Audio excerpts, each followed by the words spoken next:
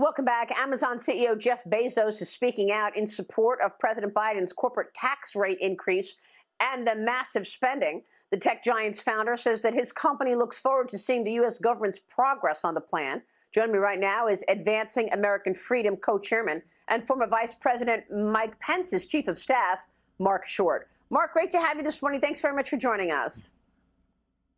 Good morning, Maria. Thanks for having me. Well, first, let's talk about your new group and what you're intending to do. There is a lot of pushback on President Biden's radical agenda, from the economy to the border to the XL pipeline. What are you intending to do with the new group? Well, thanks, Maria. There's no doubt the Biden administration has lurched this country dramatically to the left. And I'm not sure that that's really where voters were looking in 2020. I think the reality is that when Donald Trump was elected president with Mike Pence as vice president, it brought a whole new movement and a whole new group of voters into the conservative movement. And, you know, I think that the vice president's heritage is within the conservative movement and a lot of the traditional values that millions of American voters hold dear.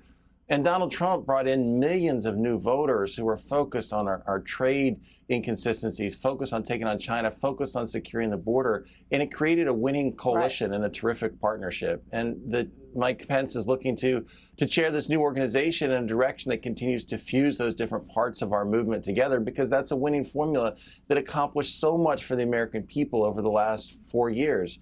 And that's where we need to take this country again, is back into the traditional foundations of freedom.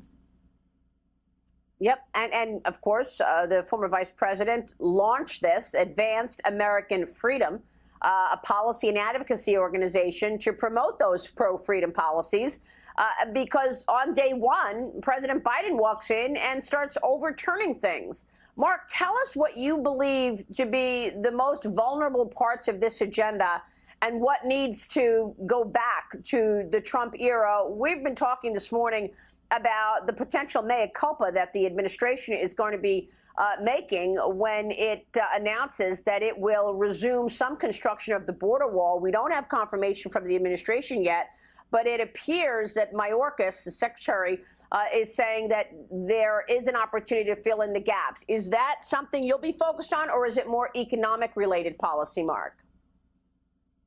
No, it'll be across the board, Maria. To your point on the border, the Trump-Pence administration secured the border. And it's not surprising that when you return to the Obama-Biden administration policies of catch and release, you create this crisis. In your last segment, you were talking about the tax policy.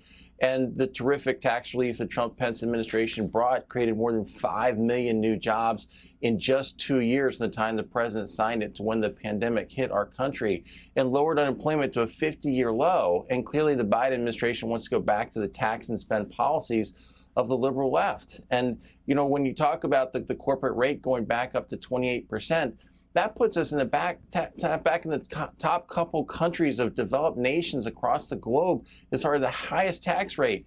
It gets us higher than communist China. It's going to force jobs overseas and kill jobs and kill our economy.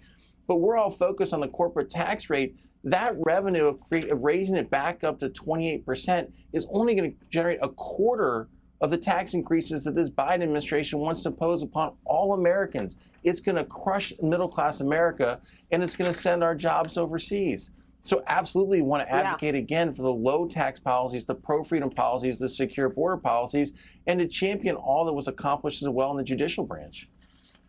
Yeah, and I've got to say, this agenda looks more radical every day. I love the Cowen Washington Research Group info, because they really hit all the most important issues for the investment community as well as regular Americans. They're talking about the macro legislative framework for the next 12 months coming into focus.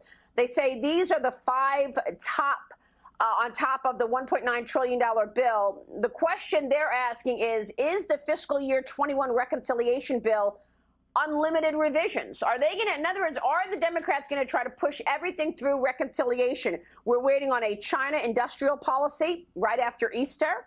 We are waiting on a $4 trillion recovery bill, which is, and then you've got the debt ceiling, budget and benefits deal, a highway bill, and year-end tax extenders.